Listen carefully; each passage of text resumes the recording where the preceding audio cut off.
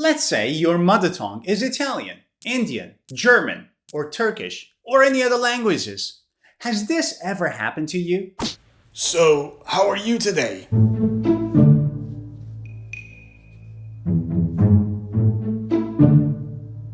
I'm fine, thank you. And you?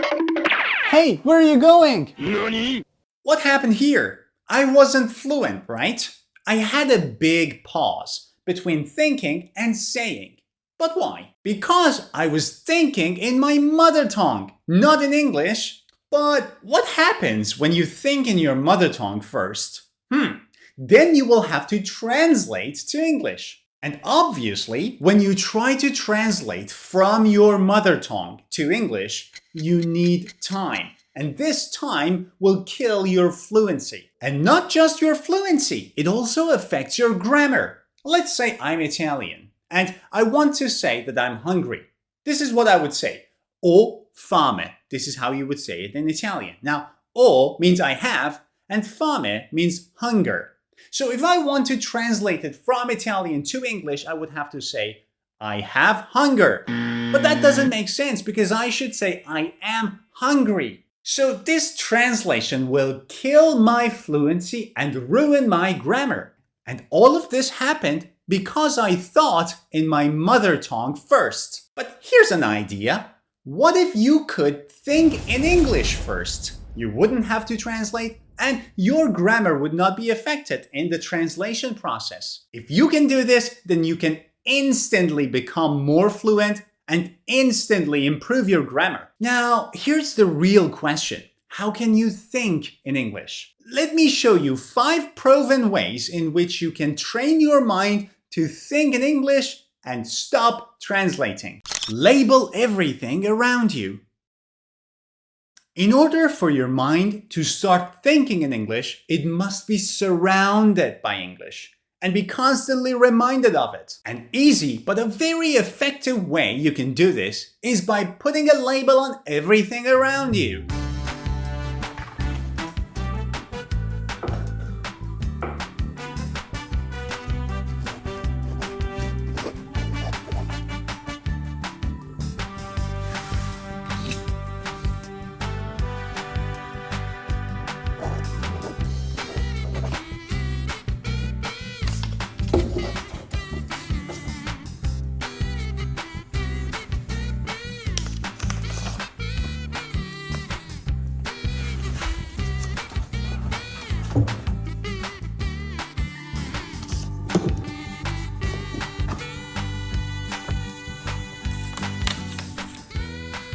But how does this help?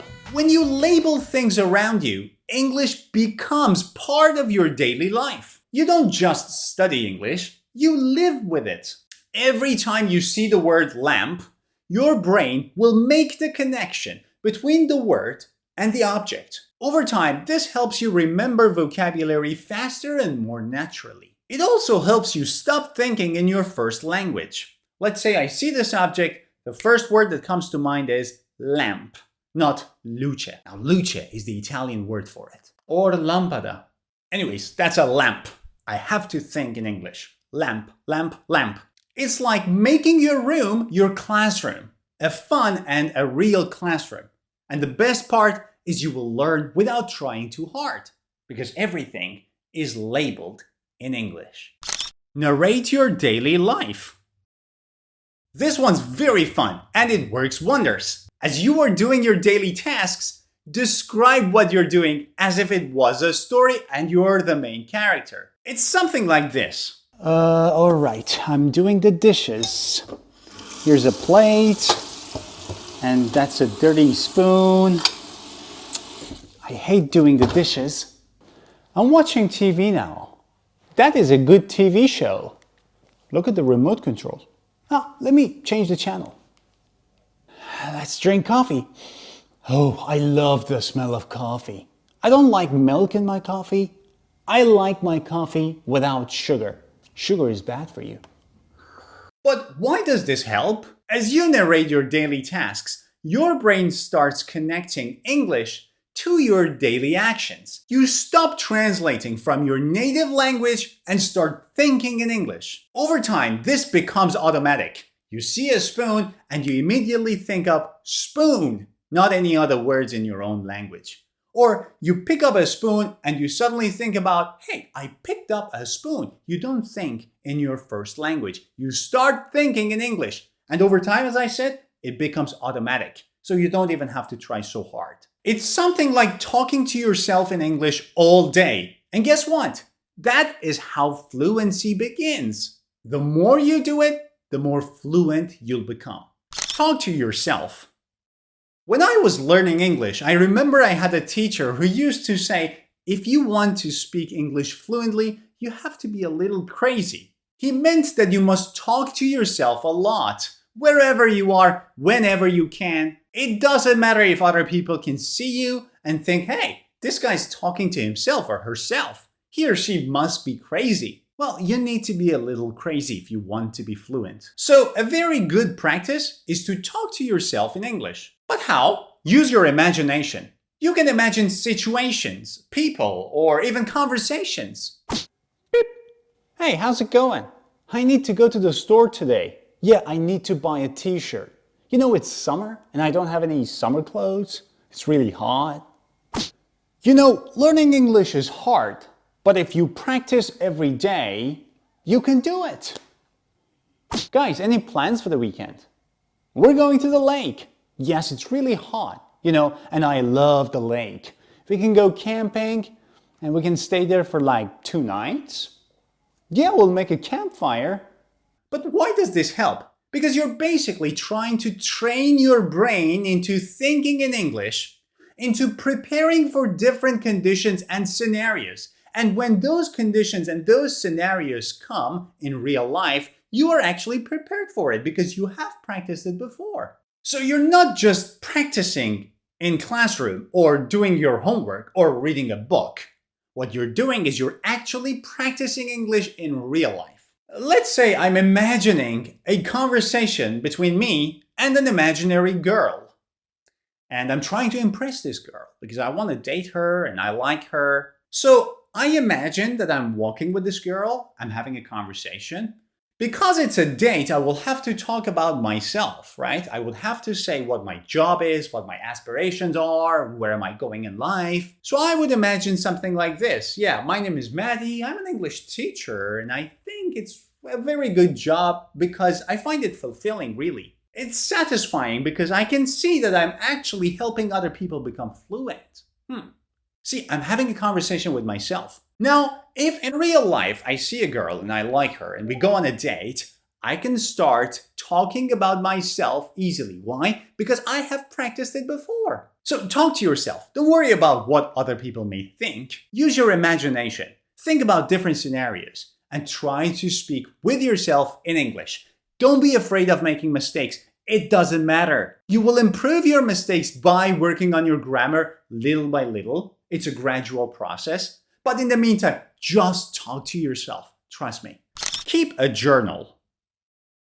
Now, this is one of the best ways to think in English every day. Just take 5 to 10 minutes. That's all. Spend 5 to 10 minutes writing about your day in English in a notebook or on your phone. Again, don't be afraid of making mistakes. Nobody's going to see that. It's just for you. And you don't have to write very long sentences.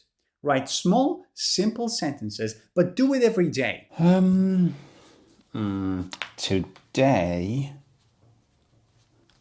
I woke up late. I had eggs and tea for breakfast. I studied English for 30 minutes. Then I watched a funny video on YouTube. Now I am writing this journal. I feel happy because I'm improving. Now, why does this help? Well, first of all, writing helps speaking a lot. If you want to speak well, you need to write a lot. Because when you're writing, you don't have to worry about fluency. You're only focused on writing complete sentences. You don't have to worry about fluency because you have time to write. But in real life situations, you don't have too much time to think about grammar, vocabulary, how should I phrase this sentence. So writing is the first step to becoming fluent when you're speaking in English. Writing on its own is a great practice. But when you do this every day, when you keep a journal and you practice writing about your day every day, what happens is you're training your mind to think in English about what happened in that day. And so little by little, during the day, your mind will start recording information because it knows that at the end of the day, I'm going to have to write them down in a notebook. So your mind starts recording information in English. I mean, how amazing is that? If you can do that, you are practically fluent. And a very good exercise is going back to the texts you wrote the days or the months before. So review your notes, read them, and what you will see is amazing because you can see how better you're becoming over time. You can actually see your progress. And that by itself will motivate you to do it more often. So grab a notebook and start writing tonight. Only 5 to 10 minutes every night, but do it every night. Stop the bad habits. Sometimes the reason why we cannot think in English is because of the habits that we have that stop us from thinking in English. There are some habits that keep your brain stuck to your native language, to your mother tongue. If you want to think in English, you have to break this habit. Or should I say these habits, because they are 4. Bad habit number 1, watching movies with subtitles in your mother tongue. Now, this is one of the worst things you can do because you're listening to English, but you're reading in your mother tongue. And guess which one has a higher priority for your brain? The one with your mother tongue, because it's easier for your brain to understand that. So over time, as you're watching that movie, your mind will stop listening to your ears and only focus on what you see, which is the subtitle in your mother tongue. Don't do this ever. Instead, watch the movie with the subtitles in English. So you hear in English and you see English, and your brain will connect the text to the audio. Now, it is true that at first you might not understand the movie, and so it may take away the pleasure of watching movies, really. But think of it like this. You're not doing it as a hobby. If you want to do it as a hobby, fine, but you're not doing this as a hobby. You're doing this to improve your English. So do not watch movies with subtitles in your mother tongue. 2, do not take notes in your mother tongue. Let's say you came across a new word today and you wrote it down. If you then write the meaning of that word in your mother tongue or write the pronunciation in the alphabet of your mother tongue, you are making a huge mistake. Because again, you're training your mind to translate from English to your mother tongue. Don't ever do this. So if I've learned a new word and I write it down, then how would I remember the meaning if I don't write it down in my mother tongue? Well, that's why we have English to English dictionaries. You can use Cambridge Online Dictionary, search a word, and then write down the definition in English. So you have the word in English and you have the definition and meaning in English too. In addition, using the same dictionary, you can write down a beautiful example sentence. So you have the word, you have the meaning, and you have an example sentence. Or if you find it too difficult, draw a picture. So let's say the word that you've learned today is bird. And you want to write down bird, but do not write the meaning in your language. Instead, draw a little picture of a bird. At least you're not training your mind to translate. What if that word is cacophony? How am I going to draw cacophony? Well, in that case, I really recommend checking English to English dictionaries. They usually have very easy to understand definitions, especially Cambridge Online Dictionary. Oh, another idea. You can use ChatGPT. Put a word there and say, hey, give me a very easy to understand meaning for this word. Whatever ChatGPT says, write it down in your notebook. English to English. 3, using a dictionary to translate everything. And I don't even have to explain why this is a bad habit. Because again, you're translating. That's the whole problem. I think now we're coming to a very good understanding of the problem. If you want to think in English, you have to break the cycle of translating. And sadly enough, most of the books in our school system are teaching translation. They're not teaching speaking or grammar or nothing. They're teaching translation. So whatever you do, do not translate. Go buy yourself a learner's dictionary, English to English dictionary, or use an online dictionary, but do not translate to your mother tongue. And 4, translating everything in your head. Again, you see, this is another problem. Translating in your head. You see a sentence and the first thing you do is, wait a second, and you start translating. Do not do this. Try hard to understand that sentence as it is. Don't try to change the sentence so you can understand it. Your brain is capable of directly understanding that sentence, directly extracting the meaning from the sentence in English. Do not train your mind to first translate and then get the meaning. Because, well, when you translate, you need time that kills your fluency, and you're using a different structure that kills your grammar. And that's it, guys. I hope you've enjoyed this lesson. Don't forget to try all the 5 methods that I told you about. And if you've tried any of these methods before, please share your experience in the comment section so other people can also read it. Now, before you go, if you want to have the summary of all of my YouTube channel videos in one book, you can download my Ultimate English book, which has more than 500 pages of lesson summaries. And you can get it for free by clicking on the link above this video. So go ahead and download it. See ya!